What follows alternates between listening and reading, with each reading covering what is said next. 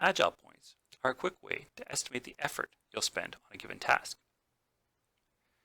Each company can come up with their own scale, but let's say that our scale is a 1 to 5 scale, with 1 being an easy task, 5 being about 5 times as hard. When we make our tasks, we just need to make a quick estimate of where on this scale it lies. Is it a 5-point task, or is it a 2-point task, or is it a 1-point task?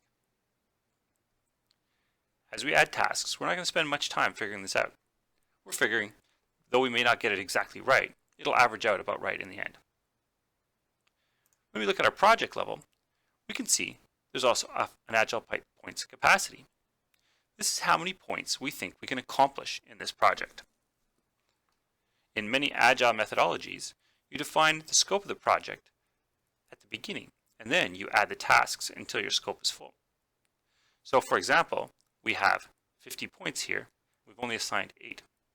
So we can, in fact, add a whole bunch more tasks, and we'll see when we start reaching the 50 limit.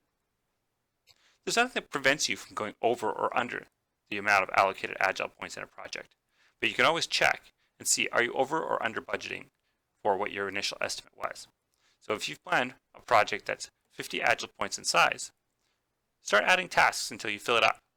Then you know you've estimated about the right size of the project. If you have any questions, don't hesitate to ask us by clicking here and chatting with our team.